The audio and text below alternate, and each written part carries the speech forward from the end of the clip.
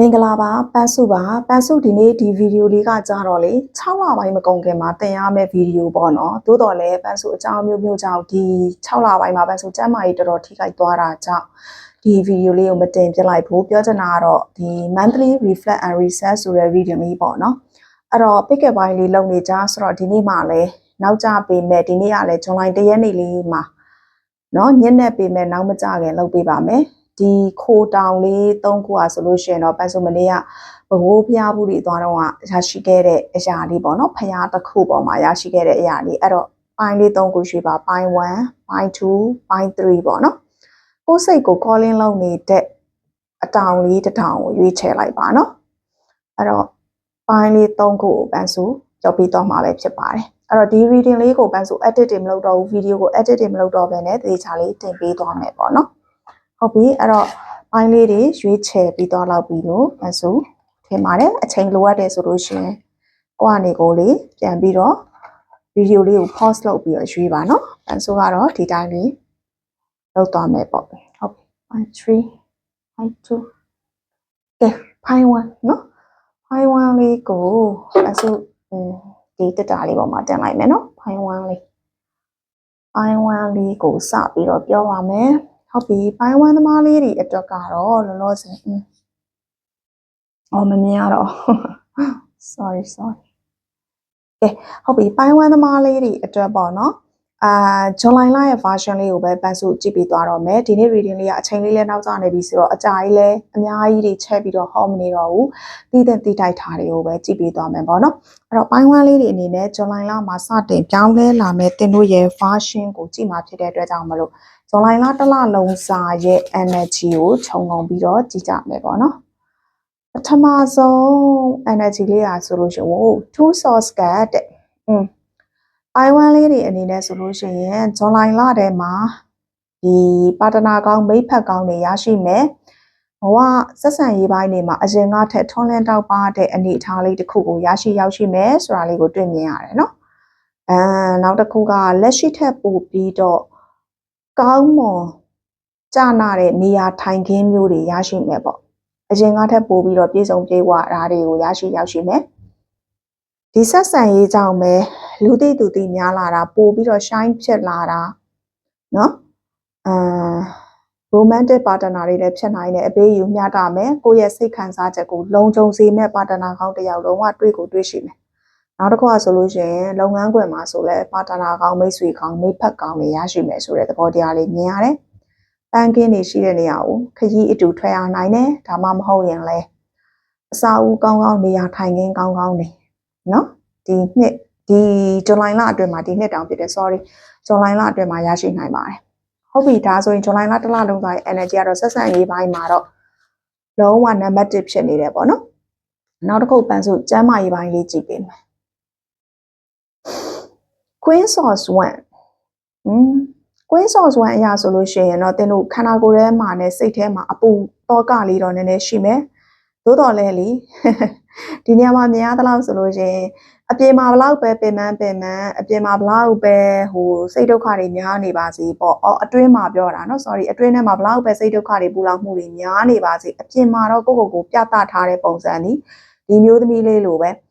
နော်ဒီမှာဆိုလို့ရှိရင်လည်းသူ့ရဲ့ဒီအဆောင်လေးကိုကင်ထားတယ်လုံးဝကွာသူ့လုံးဝယုံကြည်မှုအပြည့်ရှိနေတယ်ဆိုတော့ငါဒီကွင်းတစ်ပါးတယောက်ကဲ energy မျိုးနော်အများအားဒီမှာပန်းလဲပန်ထားတာဆိုတော့အများပန်းလျက်ပဲနော်ပြီးတော့အဝတ်အစားတွေကိုလည်းခန်းနာဝတ်ဆင်ထားတာဖြစ်တဲ့အတွက်ကြောင့်မလို့ကိုယ့်ကိုကြည့်လိုက်ရင်တော့စိတ်ညစ်နေတယ်လို့ဘယ်သူမှမထင်ဘူးအပူတောကတွေရှိနေတယ်လို့ဘယ်သူမှမထင်ရသလိုအဲ့လိုမြင်ရတယ်ကျမ်းမာရေးပိုင်းကြည့်ဆိုင်နော်အဲ့ဒီလိုကို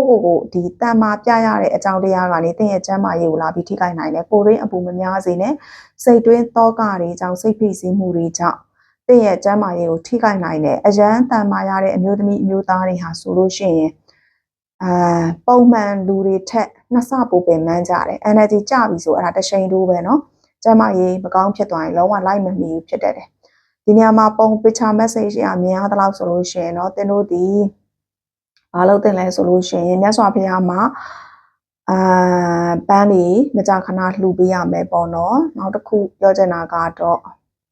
အနေရောင်ရှိတဲ့အသီးနှံတွေများများစားပေးပါနောက်တစ်ခုက1 byte ပိုင်းနည်းနည်းကြည့်ဆိုင်ပဲ1 byte ပိုင်းနဲ့ပတ်သက်တာ1 byte ပိုင်းအစာအိမ်ပိုင်းပေါ့ဒီလားအဓိကကလေပန်းဆိုလို့စိတ်ဖိစီးမှုတို့တောကအပူတို့များပြီဆိုလို့ရှိရင်အဲ့အစာအိမ်ကနေစပြီးတော့ထိခိုက်တယ်ခန္ဓာကိုယ်မှာအစာအိမ်ဒီပေါ့နော်ဒုတိယအုံနှောက်လို့ပြောတယ်သူကစိတ်ဖိစီးမှုအတွေးတွေနဲ့ဓာတ်ရိုက်ဆက်ဆက်နေတဲ့နေရာလေဒီလားအဲ့ဒါကြောင့်မလို့အဲ့ဒီအပိုင်းလေး view site ပါဒါလေးကတော့ကျမ်းမာရေးပိုင်းနော်ပိုင်း1လေးတွေအတွက်ကျမ်းမာရေးပိုင်းဖြစ်တယ်ဟုတ်ပြီကျမ်းမာရေးပိုင်းပြီးတဲ့အခါကျရင်ပန်းစုပါလေးကိုကြည့်ပေးခြင်းလဲဆိုတော့အိမ်တော်ရေးပိုင်းလေးသွားမယ်tools of stress ဆိုတော့နည်းနည်းလေးစိတ်ရှုပ်စရာစိတ်နှခွဖြစ်စရာနော်စိတ်ရှုပ်စရာစိတ်နှခွဖြစ်စရာဝေခွဲရခတ်တာလေးတွေတော့ဒီဆက်ဆံရေးထဲမှာကြုံနေရတယ်တခြားအရာတွေအားလုံးပြည့်စုံပြေဝနေတော်လဲကိုယ်စိတ်ထဲမှာစိတ်တိုင်းမကြမှုလေးတွေတော့ရှိနေရတယ်နော်တာမပြတ်သားတဲ့ကိုယ့်ရဲ့စိတ်တွေကြောင့်တစ်ဖက်လူပေါ်မှာလွှမ်းမိုးမှုတွေဖြစ်နေတာကိုတစ်ဖက်လူကမကျေနပ်တာတွေဖြစ်စီနော်ကိုယ့်ရဲ့နှုံးသားကိုတစ်ဖက်လူကလိုက်မမီတာတွေဖြစ်စီအိမ်တော်ကြီးမှာတော့ဒီလိုခက်ခဲလေးတွေတော့တွေ့မြင်နေရတယ်ပေါ့နော်ငွေကြေးအရာနေရာထိုင်ခင်းအရာခန္ဓာထဲဝမှုအရာနာမည်ကောင်းအရာကြော်စောနေရင်တောင်မှပဲကိုယ်တိုင်းရဲ့စိတ်တိုင်းမကြမှုလေးတွေပေါ့နော်အဲ့ဒါလေးတော့မြင်နေရတယ်အဲ့တော့လေကိုယ့်ရဲ့စိတ်တွေကိုလည်းတစ်ထစ်လျှော့အပူတွေကိုလည်းနည်းနည်းလျှော့နော်ဒါလေးကိုမြင်ရတယ်ဒီမှာလေတက်လွှမ်းမှုတယ်စကားများရန်ဖြစ်ရတဲ့ energy လေးတွေမကြာခဏစကားများရတာလေးတွေတွေ့မြင်ရတော့ဒီကာလအတွင်းစကားလေးတွေထိန်ပြောပြတာတော့အကောင်းဆုံးပဲပေါ့လေနော်ဟုတ်ပြီဒါဆိုရင်မဆိုစီးပွားရေးသွားအောင်ASOS ကတဲ့သတင်းစကားကောင်းတစ်ခုအခွင့်အလမ်းကောင်းအသစ်တစ်ခုပေါ်လာမယ်နောက်တစ်ခုကလေတင်တို့လေဒီမှာလည်းပန်းနေတွေ့ပြန်ပြီသိလားဒီပန်းနေကြည့်ရတဲ့လောက်ဆိုလို့ရှိရင်ဒီပန်းနေဒီတင်တို့ရဲ့စီးစိမ်ဥစ္စာတွေကြွယ်ဝမှုတွေလို့ပန်းဆိုတာမြင်နေပေါ့နော်နောက်တစ်ခုကဒီတကားပေါက်ရဲ့အနောက်မှာနေအောင်ထွန်းလင်းတောက်ပနေတာကတင်တို့ရဲ့ဒီစီးပွားရေးတွေတောက်ပဖို့အချိန်တန်ပြီဆိုတာကိုပြသနေတယ်ဒီခွက်ထဲမှာလည်းဒီလိုမျိုးပေါ့ရေတွေထပ်ပြီးတော့လာဖြည့်ပေးတာတင်တို့ရဲ့ငွေကြေးပိုင်းတွေပုံမတိုးတက်ကောင်းမွန်လာမယ်ဆိုတော့စီးပွားရေးမှာဆိုရင်နော်အခွင့်အလမ်းသစ်တွေပုံမတောက်ပမှုတွေပို့ပြီးတော့ကြွယ်ဝမှုတွေရရှိရောက်ရှိတော့ပြည့်ရှံလန်းနေအောင်ကိုကြွယ်ဝမှုတွေရရှိရောက်ရှိတော့မယ်ဆိုတဲ့အဓိပ္ပာယ်ပါစီးပွားရေးပိုင်းနဲ့ပတ်သက်ပြီးသတင်းစကားကောင်းအခွင့်အလမ်းကောင်းနေရာထိုင်ခင်းပြောရမယ်ဆိုတော့ news speaker တွေပေါ့နော်နေရာထိုင်ခင်းအောင်ဖြစ်တဲ့အလုပ်သစ်တို့ပါတော့နော်လုပ်ငန်းသစ်တို့ဒါမျိုးလေးတွေတွေ့ကြုံရလိမ့်မယ်ပုံမကောင်းမွန်တဲ့အခွင့်အလမ်းတွေမြင်ရပါတယ်အဲ့တော့ဒီမှာပတ်စုကြည့်ပြီးသွားတာကနော်အလုပ်ကိုင်းပါတနာချစ်သူဆက်ဆံရေးပိုင်းကျမ်းမာရေးပိုင်းအိမ်တောင်ရေးပိုင်းစီးပွားရေးပိုင်းနောက်တစ်ခုငွေကြေးပိုင်းဟုတ်ပြီငွေကြေးပိုင်းမှာဆိုလို့ရှိရင်တော့ nice source ကတဲ့ဖြည်းဖြည်းမှန်မှန်နဲ့အရင်ကလိုမျိုးပဲတိုးတက်နေအောင်ပဲเนาะတင်လုံးနောက်မှာနေအောင်ကြီးတွေထုံးလင်းတောက်ပါနေမယ်အိမ်ပိုင်းမြေပိုင်းခြံပိုင်းရာပိုင်းတွေရှိမယ်နောက်တစ်ခုကခြံကျဲဝင်းကျဲတွေရရှိရောက်ရှိတာပေါ့เนาะမြင်းစည်းသူရဲ့ကောင်မြင်ရတဲ့အတွက်ဒီကာလအတွင်းထဲမှာရုပ်ဝတ္ထုပိုင်းအနေနဲ့ကားတွေဘာတွေပိုင်ဆိုင်ရတာရင်းတွေဘာတွေအသစ်ဝင်လာမျိုးတွေတွေ့ရမယ်ရွှေထီးဆောင်မဲ့ကာလတရပူဆောင်မဲ့ကာလဖြစ်တဲ့ငွေကြေးပိုင်းမှာဒီမှာလေးစီးပွားရေးကောင်းပြီဆိုမှတော့ငွေကြေးအနောက်ကတော့သူ့ဘာဒီသူတော့ကောင်းမွန်စွာလိုက်လာပြီပေါ့လေနော်ဟုတ်ပြီဇွန်လအတွင်းရရှိမဲ့စုလက်ကလေးတစ်ခုကြည့်အောင် Five of Swords wow တင်တို့ရဲ့နော်မလိုလားအပ်သောစိတ်ဒုက္ခတွေမလိုလားအပ်သောအနှောင်အဖွဲ့တွေမလိုလားအပ်သောပင်ပန်းစရာတွေကိုကိုယ်တိုင်လွတ်ချနိုင်ခဲ့လိမ့်မယ်ဒီလားဒီဓာတ်တွေဆိုလို့ရှိရင်တင်တို့မလိုလားအပ်သောပင်ပန်းမှုတွေဒီလားအဲ့ဒါတွေကိုဒီကာလအတွင်းဇွန်လအတွင်းမှာတင်တို့အဲ့ဒီလုံးလုံးလွတ်ချခဲ့နိုင်ပြီးတော့မှတင်တို့ရဲ့ဘဝဒီပုံမကောင်းမွန်သောရောင်ခြည်တွေထွန်းလင်းတောက်ပလာတော့မယ်ဆိုတာမျိုးကိုမြင်ရတယ်ဒီကတ်ဒီကောင်းသောကတ်ဖြစ်တယ်ပေါ့နော်အဲ့လေးတစ်ခုတွေ့မြင်ရတာပဲခြုံငုံကြည့်ရမယ်ဆိုလို့ရှိရင်တော့ပိုင်းဝမ်းလေးရွေးထားတဲ့သူတွေကနော်ပိုင်းဝမ်းလေးရေးထားတဲ့သူတွေဇွန်လထဲမှာကောင်းမွန်ပါတယ်အခွင့်အရေးတွေမြင်ရမယ်ငွေကြေးပိုင်းကောင်းတဲ့စီးပွားရေးပိုင်းဆက်ဆံရေးပိုင်းတွေအကုန်အတက်ဖက်ကိုရောက်နေတယ်ကောင်းမွန်တဲ့ဘိုင်းအောင်ရောက်ရှိနေတယ်လို့တွေ့မြင်ရပါတယ် energy ကညီမှုရှိတယ်ဆိုလို့ရှိရင်လည်း comment လေးရေးခဲ့ပါအောင် energy မကိုက်ရင်နောက် group တစ်ခုကိုဆက်လက်ပြီးတော့ရွေးချယ်နိုင်ပါတယ်နော် personal reading မေးမြန်းချင်တဲ့သူတွေကထုံးစံအတိုင်း package လေး၄မျိုးတွေကတစ်မျိုးကိုရွေးချယ်ပြီးတော့ဝယ်ယူမေးမြန်းနိုင်ပါတယ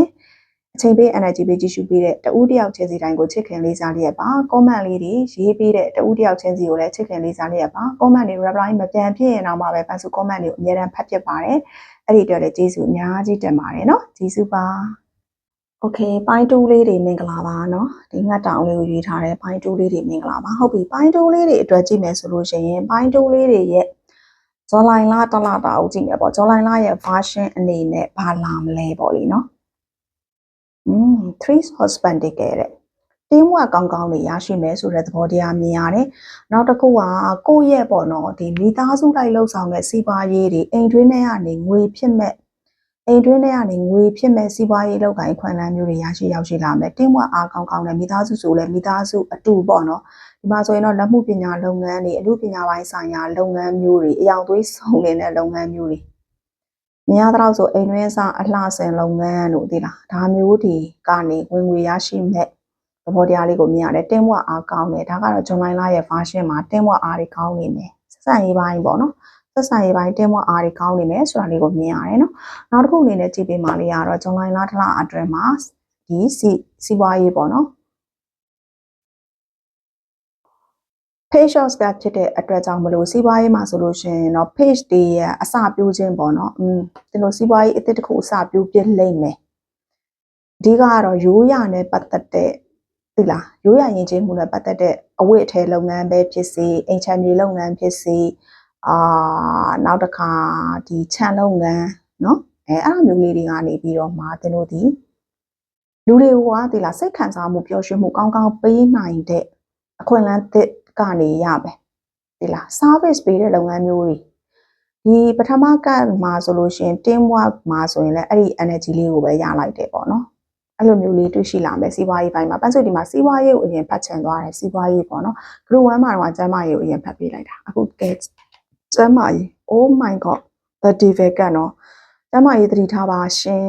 ်ဒီကာလအတွင်းထဲမှာစိတ်ပင်ပန်းမှုတွေကိုယ့်ကိုစိတ်ထဲမှာဖိစီးမှုတွေပိတ်လောင်မှုတွေကိုယ်စိတ်နဲ့ကိုပြန်ပြီးကန့်သက်ထားတဲ့ကန့်သက်အတွေ့တွေသင်တို့ကိုချုံနှောင်ပိတ်လောင်ခံနေရတယ်သတိထားပါဒါမှမဟုတ်လို့ရှိရင်စိတ်လောင်အိမ်တွေထဲကနေလွတ်မြောက်အောင်လုပ်ပါအပူတော့ကများနေတယ်တခုခုရဲ့ထိန်းချုပ်ခြင်းအောက်ကိုရောက်ရှိနေတယ်သူများတိုက်ခိုက်ထားတာပဲဖြစ်ဖြစ် energy မတန့်တာမကောင်းတာကိုမြင်နေရတယ်အဲ့တော့သင်တို့ကိုယ်တိုင် energy ဖွင့်ရမယ်စားချမ်းအိမ်သုံးစားနဲ့เนาะခြေထောက်တွေလက်တွေခုတ်တွေအဲ့ဒါတွေကိုရေချိုးတဲ့အခါတိုင်းမှာပုတ်ပေးပြီးတော့ရေလေးချိုးပါ energy ပြန်ဖွင့်ပါအိမ်ကိုလည်းတန်ရှင်းရေးလုပ်ပါအခုနှစ်ဝက်ကြိုးပြီးဖြစ်တဲ့အတွက်ကြောင့်မလို့အိမ်ကိုလည်းတန်ရှင်းရေးလုပ်ပြီးတော့ energy ပြန်ဖွင့်ပါเนาะတန်တန်ရှင်းရှင်းလေးနေထိုင်မယ်เนาะအိမ်နေရာမတန့်တာတို့ဘာလို့လေးတွေနောက်တစ်ခါအိမ်နေရာမတန်ဘူးဆိုရင်အိမ်ရှုပ်သွားပြီဆိုရင်တွားလေစိတ်ညစ်သွားတယ်အဲ့စိတ်ညစ်သွားတဲ့အချိန်မှာအဲ့လိုစိတ်ကအဲ့လိုပိတ်လောင်ခံလှောင်ရင်းနဲ့ရောက်သွားသလိုဖြစ်တတ်တယ်ဒီလားအိမ်မှာပန်းလေးတွေပါလေးတွေထားပြီးအမွှေးနံ့တာလေးတွေထားပြီးနော်အဲ့ဒါဆိုရင်တင်းတို့ကျမ်းမာရေးအတွက်ကောင်းပါမယ်အဓိကအစာအိမ်1 byte ပိုင်းနဲ့ဆိုင်တဲ့ယောဂါတွေကိုနည်းနည်းလေးသတိထားနောက်တစ်ခုဆိုလို့ရှိရင်အမျိုးသမီးတွေပေါ့နော်အမျိုးသမီးတွေဆိုလို့ရှိရင်သွေးသားနဲ့ပတ်သက်တဲ့ယောဂဝေဒနာလက္ခဏာလေးတွေကိုသတိထားပါနောက်တစ်ခါဝမ်းချုပ်တဲ့1 byte ပိုင်းပြဿနာတွေသတိထားပါเนาะအဲ့ဒါလေးတွေအရေးကြီးပါတယ်เนาะဒါကတော့ကျန်းမာရေးအတွက်ဆောင်ရန်ရှောင်ရန်လေးတွေနောက်တစ်ခုငွေကြေးကိုသွား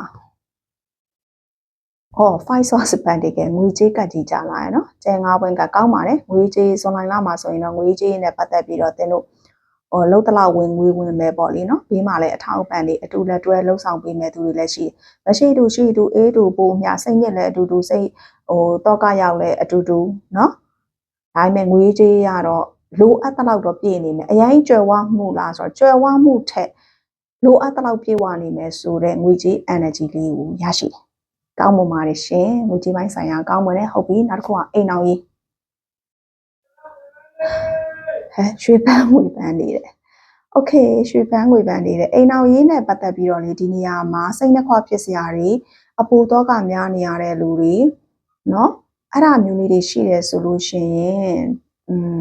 ်အဲ့ဒါမျိုးလေးတွေခံစားနေရတဲ့လူရှိတယ်ဆိုရင် once ဒီကဒါမီး energy ကိုစားပြီးတော့အပူတော့ကများနေရတဲ့စိတ်နှခွဖြစ်စရာလေးတွေဖြစ်စရာများနေရတဲ့လူတွေဆိုရင်မြတ်စွာဘုရားမှာခုနလေးပန်းစုဒီမှာဒီရားလေးဒီကတ်လေးဆွဲလိုက်တဲ့ချိန်မှာရွှေပန်းငွေပန်းတွေဖြတ်သွားတယ်ပေါ့နော်အဲ့တော့မြတ်စွာဘုရားမှာရွှေပန်းငွေပန်းလှူပြီးတော့အပူတော့ကတွေငြိမ်းအေးပါစေကြောင်းဆုတောင်းလိုက်ပါနော်ဆုတောင်းလိုက်ပါနောက်တစ်ခုကလေမနက်ခင်းနေအောင်ကြီးလေးခံပြီးနောက်ပြီးသွားလို့ရှိရင်မလုပ်ဖို့လိုလဲဆိုတော့သင်တို့အချင်းချင်းပေါ့နော်စိတ်ကြောက်ကစားဖြစ်စရာလေးတွေစကားအများရန်ဖြစ်စရာလေးတွေရှိမယ်ဆိုလို့ရှိရင်ဘယ် point လေးကနေစဉ်းစားပြီးတော့စကားပြောရင်ပြေလည်မလဲဆိုတာအဲ့ဒီလိုမျိုးပြေလည်ရပြေလည်ချောင်းလေးကိုရှာဖွေပါပေါ့ပြီးတော့တာယာအေးချမ်းတဲ့နေရာလေးတွေကို2ယောက်မကြာခဏခရီးထွက်ပေးနေနောက်ရင်းမှာပေါ့မိသားစုလိုက်ဖြစ်စေပေါ့နော်2ယောက်တည်းဖြစ်စေပေါ့လေနော်အဲ့ဒါမျိုးလေးလုပ်ပေးပါအဲ့ဒါဆိုလို့ရှိရင်အိမ်နောက်ရေးမှာဖြစ်နေတဲ့ပူပန်တော့ကလေးတွေပြေပြောက်သွားပါလိမ့်မယ်မနေ့ကလေးချိန်ကန်းလေးတွေလုပ်ပေးပါနော်โอเคစင်ပြေပါတယ်အဲ့ဒါဆိုလို့ရှိရင်တော့ဇွန်လအဲ့ဆိုပန်းစုကြည့်ပေးသွားတာ ဇွန်လရဲ့ version စီးပွားရေးကျန်းမာရေးငွေကြေးအိမ်အောင်ရေးဟုတ်ပြီအဲ့ဒါဆိုရင်ဇွန်လတစ်လလုံးစာဖြစ်ပေါ်နေမယ်စုလက်ပေါ့နော်ဇွန်လမှာရရှိမယ်စုလက် oh my god 3 source 1 oh 3 source 1ဆိုတော့လေသင်တို့အတွက်ဟိုးဘယ်လိုပြောမလဲအနာဂတ်ရေရှည်အထီကိုပဲဒီလားအောင်ပွဲခံနိုင်မဲ့အနာဂတ်ရေရှည်ထိအောင်ပွဲခံနိုင်မဲ့အခွင့်အလမ်းလုပ်ငန်းကိုင်ငန်းမျိုးတွေတွေ့ရှိရောက်ရှိမယ်ဒီကာလတွင်လေရှေ့တွေမှာစီးပွားရေးကြံ့ကြာခဲ့တဲ့လူတွေကအခုချိန်မှာလမ်းတွေပြန်ပွင့်လိုက်မယ်ဒါဒီကုံသွယ်ရေးကလည်းဖြစ်တာဖြစ်တဲ့အတွက်ကြောင့်မလို့ကုံသွယ်မှုပိုင်းကြံ့ကြာခဲ့တဲ့သူတွေကဒီလထဲမှာပြန်ပြီးတော့ပွင့်လန်းလာမယ်ဆိုတာမျိုးလေးကိုတွေ့မြင်ရတော့ congratulation မှာဂုဏ်ယူပါတယ်ရှင်နော်ဂုဏ်ယူပါတယ်ရဝေးကုံသွယ်မှုလုပ်ငန်းတွေပြန်ပြီးတော့အဆင်ပြေပါလိမ့်မယ်နော်ရဝေးကုံသွယ်မှုလုပ်ငန်းတွေအဆင်ပြေလိမ့်မယ်ရေရှည်ထိကိုပဲအဆင်ပြေမယ်နော်ဒီနေရာမှာလေ online လုပ်ငန်းလုပ်သူတွေပဲဆိုပြောချင်တာလေတကယ်လို့ပေါ့နော်အခုလဲဒါ online license ကိစ္စတွေဘာတွေလဲဒါသတင်းတွေထွက်နေတော့လုပ်ဆရာရှိတာတွေလုပ်တာနော်ကိုယ်လုပ်ငန်းနဲ့ပတ်သက်ပြီးတော့ license ကိစ္စလေးတွေတင်ဆရာရှိတာလေးတွေတင်ထားပါလို့ပြောချင်တယ်နော် okay ဒါဆိုလို့ရှိရင်တော့မိုက်တူးလေးတွေအတွက်ဇွန်လတစ်လစာဆောင်ရန်ရှောင်ရန်အစိုးကောင်းတဲ့စုလက်ကလေးတွေပဲဖြစ်ပါတယ်နော်ကဲအဲ့တော့လေ energy ကိုက်ညီမှုရှိတယ်ဆိုရင်လည်း comment လေးမှာရေးခဲ့ပါဦး energy မကိုက်ညီသူတွေကလည်းနောက်ထပ် group တစ်ခုကိုရွေးချယ်ပြီးတော့ထပ်မံကြည့်ရှုလို့ရပါတယ်။အဲဆိုကို comment လေးတွေဝင်ရေးပေးကြတဲ့ like လေးတွေပေးကြတဲ့ share ပေးကြတဲ့တူတယောက်ချင်းစီတိုင်းကိုချစ်ခင်လေးစားလေးရဲ့ကျေးဇူးများစွာတင်ပါတယ်။ comment လေးတွေကလေအဲဆို reply တွေမပြန်ပြည့်ရင်တော့မှအများတန်းတစ်ခုချင်းစီကိုအချိန်ပေးပြီးဖတ်ဖြစ်ပါတယ်နော်။နောက်တစ်ခုကဒီ personal reading ပေးချင်တယ်ဆိုရင်တော့ထုံးစံအတိုင်း package လေးမျိုးတွေကတစ်ပြိုးကိုရွေးချယ်ပြီးတော့ဝယ်ယူမင်းမြန်နိုင်ပါတယ်နော်ကျေးဇူးပါဆရာမပန်းစုပါi3 လေးတွေမင်္ဂလာပါကဲဒီဗီဒီယိုလေးနားထောင်နေစဉ်အတွင်းမှာနောက်ခံအတန်ဆူညညာလေးတွေပါသွားရင်တော့သိခံပြီးတော့ကြည့်ပေးပါ i3 လေးတွေအတွက်ဇွန်လရဲ့ version ကိုခုံပြီးတော့ထွက်လာတယ်ကွယ် the moon နဲ့ဇွန်လလေးထဲမှာတော့နည်းနည်းလေးသင်တို့ဒီ emotion လေးတွေများနေတယ်စိတ်ကလေးတွေလေးလံတာစိတ်ခံစားချက်ကလေးတွေများနေတာမြင်ရတယ်တိုးတော်လည်းအခိုက်အတန့်ပါနောက်တစ်ခုကဇွန်လအတွင်းထဲမှာသင်တို့ဒီအရှင်ကားထက်ပို့ပြီးတော့လာတစင်းလို့အေးချမ်းပြီးတော့ထွန်းလင်းတောက်ပတဲ့ energy မျိုးကိုမြင်ရပါတယ်တချို့အတိုက်ခိုက်ကလေးတွေရှိမယ်တိလားဒီခွေးလေးတွေကဆိုလို့ရှိရင်အတိုက်ခိုက်ကိုပြကိုမလို့သူတွေပေါ့ကွယ်လာမင်းကိုခွေးဟောင်တယ်လို့ဒါပေမဲ့လာမင်းကြီးကတော့အယောင်လေးရော့မသွားဘူးသူတို့ကနေဘလောက်ပဲဟောင်နေနော်အဲ့ဒီ energy အဲ့ဒီ version လေးကိုမြင်ရတယ်ဇွန်လအတွင်းဖြစ်မဲ့ version ပိုင်း3လေးတွေနော်ဟုတ်ပြီနောက်တစ်ခုဆိုလို့ရှိရင်တော့ဘတ်စုကအခုချမ်းမာရေးအရင်ကြည့်ပေးမယ်နော်ဇွန်လအတွင်းဖြစ်ပေါ်နေမဲ့ချမ်းမာရေးက3 source 1နဲ့မီးထက်များတယ်နော်ရဝေးသတင်းစကားတွေရဝေးမှာစောင့်မျှော်နေတဲ့အရာတစ်ခုခုရှိတယ်ဆိုလို့ရှိရင်ဥပမာလူတစ်ယောက်ပဲဖြစ်ဖြစ်စီးပွားရေးခွင့်လန်းတစ်ခုပဲဖြစ်ပေါ့နော်သတင်းစကားတစ်ခုပဲဖြစ်ပေါ့အဲ့ဒါအတွက်သင်တို့စိုးရင်ပူပန်နေရတာလေးကိုတွေ့မြင်ရတယ်မီး energy ဖြစ်တဲ့အတွက်ကြောင့်မလို့အပူတော့ကများနေရတယ်အဲ့ဒီအပူတော့ကကြောင့်သင်တို့ထုတ်တာမပြောတာရင်ထဲမှာတော့ဖြည့်ဆည်းနေရတယ်ခံစားနေရတယ်အဲ့ဒီအတွက်သင်တို့ဘယ်နေရာမှာလာပြီးတော့ဖြစ်လဲဆိုလို့ရှိရင်သင်တို့ရဲ့ဒီ level နဲ့ပတ်သက်တဲ့စကားပြော point ကြီး chakra point နဲ့ပြောမယ်ဆိုthroat chakra မှာလာပြီးတော့နည်းနည်းလေးအဟံတာဖြစ်နေတာကိုမြင်ရတော့throat chakra healing လုပ်ပေးပါနောက်တစ်ခုကရေများများတောက်ပေးပါเนาะမီးတန်များတဲ့အတွက်ရေကိုနိုင်တာရေပဲရှိတယ်ရေများများတောက်ပေးပါlevel နဲ့ပတ်သက်တဲ့အစီအကျိတ်တို့ level နဲ့ပတ်သက်တဲ့အတန်ဒီဘယ်လိုပြောမလဲလေချောင်းနဲ့ပတ်သက်တဲ့ယောဂဝေဒနာလေချောင်းနာခြင်းတို့เนาะဒီကျန်းမာရေးဝေဒနာလေးတွေတော့နည်းနည်းလေးခယူးဆိုင်ဆင်ခြင်ပေးဖို့ပြောချင်ပါတယ်အရေးရွှမ်းတဲ့အသီးအနှံများများစားပေးပါအသီးအရွက်ကြော်တွေများများစားပေးပါပေါ့ဝင်းမချုပ်စေနဲ့ဒါလေးကိုပြောချင်ပါတယ်နောက်တစ်ခုကစိတ်ထဲမှာစကလုံးတွေမျိုးသိပ်ပြီးတော့အရန်စိတ်ပီစီမခံပါနဲ့အဲ့ဒီအရာကတင်ကိုကျန်းမာရေးပုံမှုဆိုးစေပါတယ်နော်ချမ်းမာရေးပိုင်းနဲ့ပတ်သက်ရင်သတိထားဆောင်ရန်ရှောင်ရန်လေးကဒါလေးတွေ့ပါတယ်ပိုင်း 3D တွေဟုတ်ပြီဒါဆိုရင်နောက်တစ်ခုအနေနဲ့စီးပွားရေးကိုကြည့်မယ် ASOS 1 oh my god ASOS 1အနေနဲ့ဆိုရင်တော့သင်တို့သတင်းစကားကောင်းအသစ်တွေအခွင့်အလမ်းအသစ်တွေရရှိရောက်ချိလိမ့်မယ်လက်ရှိနေရာကနေပြီးတော့မှရက်ဝေးပြေချကသတင်းစကားကောင်းတွေဖြစ်လိမ့်မယ် oh my god ဒီမှာရက်ဝေးနေချသတင်းစကားကောင်းတစ်ခုစောင့်နေဆိုသင်တို့ကုံသွယ်ရေးဖြစ်မယ်ထင်တယ်နော်စီးပွားရေးကိုလာကြည့်နေဆိုကုံသွယ်ရေးပိုင်းနဲ့ပတ်သက်ပြီးတော့သတင်းစကားကောင်းတစ်ခုဒီမှာလာပြီးတော့တွေ့မြင်ရပါတယ်အထူးသဖြင့်ပေါ့နော်ပန်းစုဒီပုံမှာဗာမြင်လိုက်လဲဆိုတော့နိုင်ငံနှစ်ခုရဲ့ဆက်ဆက်မှုပေါ့နော်ဒီဘက်ပိုင်းကိုပန်းစုကလေမြမယဉ်ကျေးမှုစောင့်အောင်လို့မြင်လိုက်တယ်ကွာဒီလားဒါကိုပန်းစုကလေမန္တလေးနန်းတော်တို့ဒီလားဒီပကံတို့အဲ့လိုမျိုးမြမယဉ်ကျေးမှုလို့မြင်လိုက်တယ်ဒါကို အနောက်နိုင်ငံတွေလို့မြင်လိုက်တယ်အဲ့ဒီရဲ့ကုန်သွယ်မှုပြုတဲ့စီးပွားရေးလုပ်ငန်းမျိုးတွေလှုပ်ဆောင်နေတဲ့လူတွေလို့မြင်လိုက်တယ်သူတို့ဒီနိုင်ငံရခြားနဲ့ဆက်ဆက်နေတဲ့ service ပေးတဲ့လူတွေဖြစ်ဖြစ်ကုန်သွယ်မှုပြုနေတဲ့လူတွေဖြစ်ဖြစ်ဒီဇူလိုင်လအတွင်းထဲမှာသတင်းစကားကောင်းတစ်ခုအစပြိုးခြင်းအသက်တစ်ခုရရှိရောက်ရှိပါလိမ့်မယ်နော်ရရှိရောက်ရှိလာပြီးတော့မှစိမ့်လန်းဆိုပြီးပွင့်လန်းအဲ့လိုမျိုးပန်းကိန်းတွေရောက်တယ်လို့လန်းဆန်းလန်းဆန်းနေဖြစ်ပါလိမ့်မယ်ရှင်ကောင်းပါပါတယ်နော်စီးပွားရေးပိုင်းနဲ့ပတ်သက်ပြီးတော့သတင်းစကားကောင်းတဲ့အခွင့်အလမ်းတွေကြားရပြီနိုင်ငံရခြားမှာလည်းဟိုပြောရမယ်ဆိုရင်တော့ကုမ္ပဏီတွေထောင်တဲ့လူတွေစီးပွားရေးတွေလုပ်တဲ့လူတွေအလုပ်ခိုင်းခွင့်လန်းတွေလုပ်တဲ့လူတွေနိုင်ငံခြားထွက်မဲ့လူတွေအဆင်ပြေပါလိမ့်မယ်ရပ်ဝေးနေချာနဲ့လုပ်တဲ့လူတွေငွေကြေးthe hierophant သင်တို့ရဲ့ပညာရှိစံမှုကြောင့်သင်တို့ရဲ့ငွေကြေးဥစ္စာတွေကကျွတ်ဝမယ်နောက်တစ်ခုကလေဒီမှာကြည်ရသလောက်ဆိုလို့ရှိရင်ရှေးရိုးဆန်တယ်သိလားရှေးရိုးဆန်တယ်ပညာရှိဆန်တယ်နော်ပညာရှိဆန်တယ်အဲ့ဒီကနေငွေတွေဝင်လိုက်မယ်ပြီးတော့ကြတော့တို့သင်တို့ကလေဒါအစင်အဆက်ဟိုပညာရှိစကားတွေကိုလေးစားလိုက်နာခဲ့တဲ့သူတွေဖြစ်မယ်ဘ ഹു တုတရှာဖွေစူးစောင်းတဲ့သူတွေဖြစ်မယ်အဲ့ဒီလူတွေကအရင်အမှားနေတယ်နော်အဲ့ဒီလူတွေကအရင်အမှားနေတယ်တကယ်လို့ပေါ်ခြေချော်လက်ချော်လမ်းတစ်ခေါက်လောက်ချော်ပြီးပြီဆိုရင်လည်းအဲ့ဒီလူတွေဒီခဏအတွင်းချင်းပြန်မတ်နိုင်ပြီးတော့မှဒီပညာရှင်ဆန်သွားနိုင်တယ်ပေါ့နော်အဲ့တော့ငွေကြေးပိုင်းဆိုင်ရာမှာပို့ပြီးတော့ငွေကြေးပိုင်းနဲ့ပတ်သက်ပြီးတော့သင်တို့ငွေကြေးဘ who တုတတွေငွေကြေးပိုင်းဆိုင်ရာပညာရက်တွေကဟိုဂုရုတယောက်လို့ဖြစ်လာမယ်ကွာပညာရှိတယောက်လို့ဖြစ်လာမယ်ဆိုတာမျိုးကိုမြင်ရတယ်ဂုရု3လေးတွေအမှန်ကောင်းမွန်တော့ကောင်းမွန်လိုက်ပါတယ်ကောင်းမွန်ပါတယ်เนาะကောင်းမွန်လိုက်ပါတယ်အောင်ဖြစ်တယ်ကောင်းမွန်ပါတယ်အရန်ကောင်းမွန်တယ်စီးပွားရေးလည်းကောင်းတယ်ဆိုတော့ငွေကြေးလည်းကောင်းမွန်တာပေါ့ဒါအဲ့လိုနေမဲ့လေเนาะနောက်တစ်ခါအိမ်အောင်ရေးကြည့်ရအောင်Ten Source Pentacle အရာအိမ်အောင်ရေးမှာဆိုရင်တော့မိသားစုလိုက်ပျော်ရွှင်ပွဲရအခိုက်အတန့်လေးတွေကိုမြင်ရပါတယ်အိမ်အစာဦးပိုင်းနဲ့ပတ်သက်ပြီးတော့ဒီမှာဆိုလို့ရှိရင်တော့ကျွန်မဥရောပเนาะအစာဦးလေးတွေကိုလည်းမြင်နေရတာဖြစ်တဲ့အတွက်ကြောင့်မလို့ဒီနေရာမှာဆိုရင်တော့အနောက်နိုင်ငံတွေမှာနေတဲ့သူတွေပို့ပြီးတော့များမယ်ထင်တယ်ဒီ point 3ကိုရွေးချယ်တဲ့လူတွေကနော်ဝေးကြေးပိုင်းလည်းဟိုပြည့်စုံပြည့်ဝတယ်နော်မိသားစုအလိုက်ဆိုရင်လည်းလုံးဝငွေကြေးကြွယ်ဝချမ်းသာလာမယ်ဒီကာလအတွင်းเนาะဒါအိမ်အောင်ရေးမိသားစုရေးမှာတော်တော်လေးကိုကောင်းမွန်တဲ့အနေအထားလေးတွေ့မြင်ရပါတယ်ကောင်းတယ်နော်အဲ့ဒါဆိုလို့ရှိရင်ပန်းစုလိုဇွန်လရဲ့ version ကျမရေးစီးပွားရေးငွေကြေးအိမ်အောင်ရေးလေးပြီးသွားပြီနောက်တစ်ခုကတော့ single တွေအတွက်ဘာလို့ကြည့်ချင်သွားလဲမသိ single တွေအတွက်ဟိုဒီ love message လေးတစ်ချက်ကြည့်ပေးမယ် nine source 1ဆိုတော့သင်တို့နာကိုသင်တို့ကိုထိုက်တန်ချစ်ပေးမဲ့သူတယောက်ရောက်လာခံနေပါပြီတကယ်လို့ single life မှာကြာနေတဲ့သူတွေကစိတ်ပြက်လက်ပြက်ဖြစ်ပြီးတော့အားမလျှော့ပါနဲ့ဟုတ်နော်သင်တို့ကိုတန်ဖိုးထားပြီးချစ်မြတ်နိုးပေးမဲ့သူကရရှိရောက်ရှိလာတော့မှာသင်တို့စီကိုတကယ်ကိုအသေးအပွင့်တွေခုဆွတ်ပြီးတော့ကိုပဲရရှိပါလိမ့်မယ်နော်princess treatment 5တွေပါပေးမဲ့သူမျိုးပေါ့နော်အဲ့လိုမျိုးလာပါလိမ့်မယ်ကောင်းမွန်တယ်အဲ့တော့ဇွန်လတစ်လလုံးစာရဲ့စုလက်တွေမှာဘာတွေရမလဲTen Source ကတမိုက်တယ်တန်းစုတွေဒီမှာကြည့်ပါအောင်သိလား Ten Source Pentacle နဲ့ဒါမိသားစုရေးပေါ့နော်ဒါဒီဇူလိုင်လတစ်လရဲ့ verse ဟိုဘာလဲစုလက်ကိုကြည့်လိုက်တဲ့အချိန်မှာ Ten Source ကဒီလဲအဲ့လိုပဲသူမိသားစုတွေပြပရွှင်ရွှင်နဲ့ကွာအဲ့လိုမျိုးနေနိုင်တာနောက်တစ်ခုကလေဒီ Ten Source Pentacle လိုမျိုးပဲ